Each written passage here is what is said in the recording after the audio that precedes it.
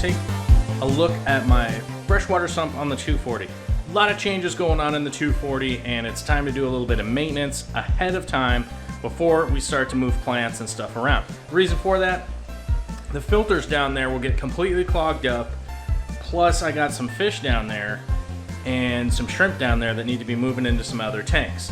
So we're gonna get that done first, then we're gonna start messing around in the 240. That'll probably be in a different video because I get the feeling I'm gonna talk a lot about this sump while I'm down here doing the maintenance and stuff. So thanks for tuning in. Let's get to going on the maintenance. As you can see, we've got the filter pads are all clogged up, right? Water level is above the pad. That's the indicator that we're looking for to find out if it's time to change the pads. Basically, the pads get up higher, or the water gets up higher than the pads. That means it's time to change them. And if you take a look down here, oops, I got power follow turned on. Let me lock it in. There we go. If we take a look down here, we'll notice that there's a bunch of shrimp down here. We've also got some rummy nose tetras down here that need to get moved, and a couple of bristle nose down there also. I don't know where they went. They were just out. They're probably camera shy. You know how it is. And we're going to get all that stuff moved. We're going to get it all cleaned up. We're going to get the fish out that are down here. So I don't have a screen on the overflow in the back corner over there, so some fish have ended up down in the sump. It's totally normal for the shrimp to end up down there because of the tiny shrimp, and some of the tiny bristlenose make it down there. Oh, here's one.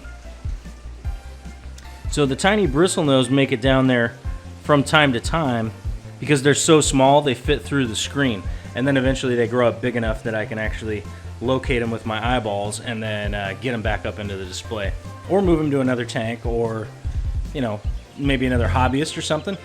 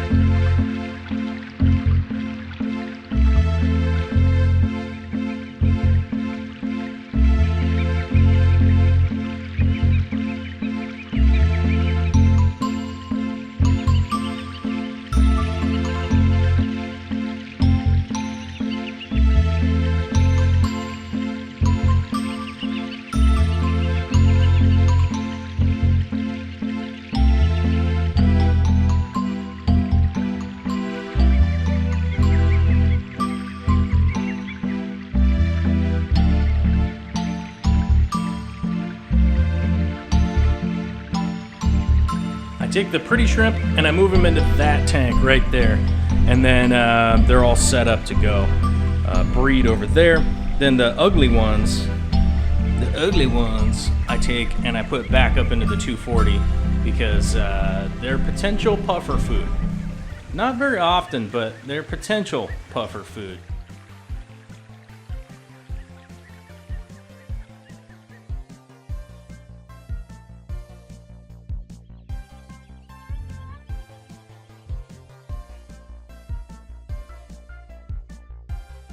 The 240 up here, I don't have a screen up in the return overflow up there because I'm pulling out a bunch of stuff and messing around, and I don't want a screen up there.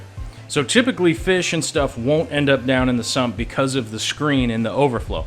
But I have that taken out right now because I don't want to clog up and have, like, you know, crazy overflow and stuff.